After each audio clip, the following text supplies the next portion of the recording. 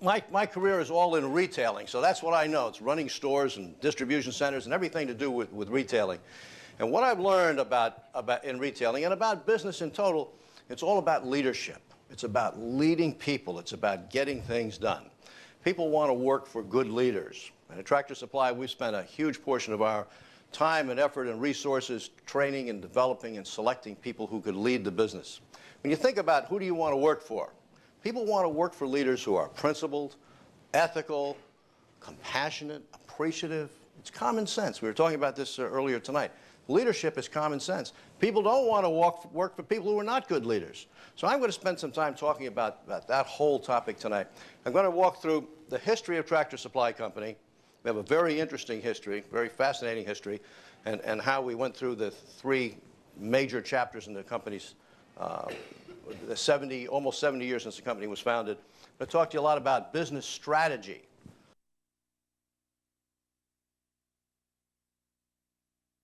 And then I'm going to wind up talking about our company culture. And you probably think, well, that's kind of a soft, fuzzy thing, and culture is not something that's really terribly important, but it is. 25 years ago, there were about 30 chains of farm and ranch stores like ours. 30 chains. Today, there are about 15.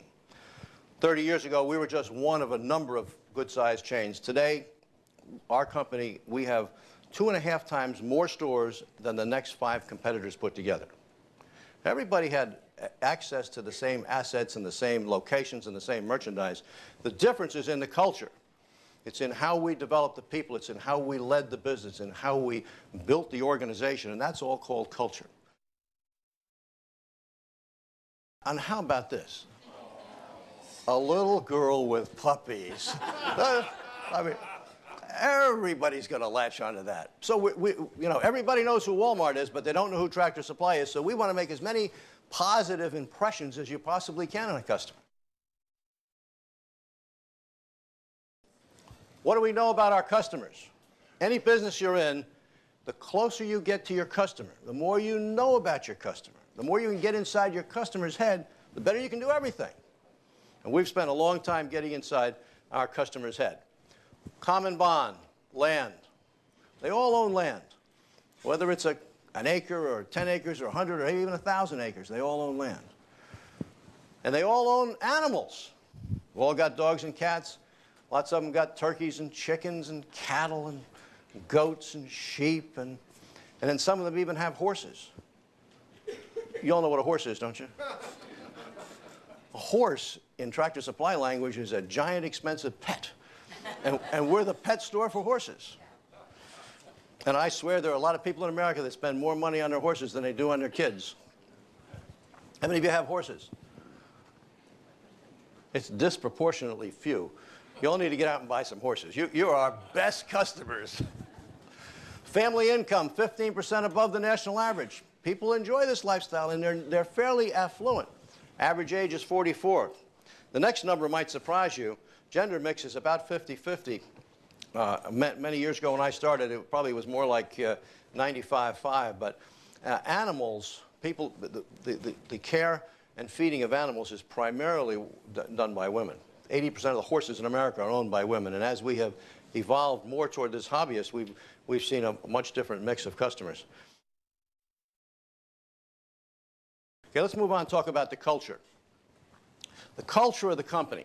This is the our number one competitive advantage. This is what really makes the difference for us. If you work for us as a manager or an executive or anywhere else in the company where you're leading people, you may be the manager or the district manager or the buyer, or you may be the chairman of the board. Your second part of your title is you're the minister of culture for your business. It's up to you to maintain that culture. It's not up to one person at the top. It's up to everybody to talk about and maintain that culture and simply make sure that we don't wind up in situations that other companies do, where companies grow so fast they lose touch with what's going on out there. Culture. Foundation of our success. I've talked about it a lot. I could talk about it all night long. But wherever you are, and you're all business students, wherever you are in business, you think about where you're going, the better the job you can do of building the culture, building the team, building the organization, to come together cohesively and work together as a unit, the more effective you're going to be in the long term. Short term, you can do a lot of things without building a good culture. Long term, you need a solid culture to be successful, or at least that has been my experience in retailing. Think about this, and I mentioned this earlier. Managers manage tasks. They get their head down, they're getting things done. And we all have to do that in leadership roles. But leaders, real leaders, inspire people. And you inspire people by doing mostly common sense things. The question is, how did we handle the acquisition and how do we handle the people part of it? We bought the assets of a bankrupt competitor, bought about 100 stores roughly. We closed those stores. We liquidated the inventory, closed those stores, hired back most of the same people, most of the same managers, and most of the same district managers.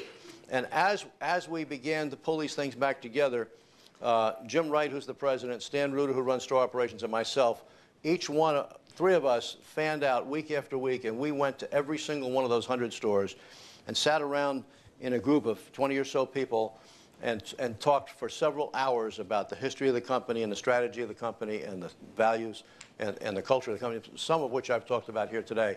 So that by the time we reopened those stores, those people were really, really on board. They understood us, and fortunately, the company that they had worked for at one time had a similar culture base, so it worked very well together.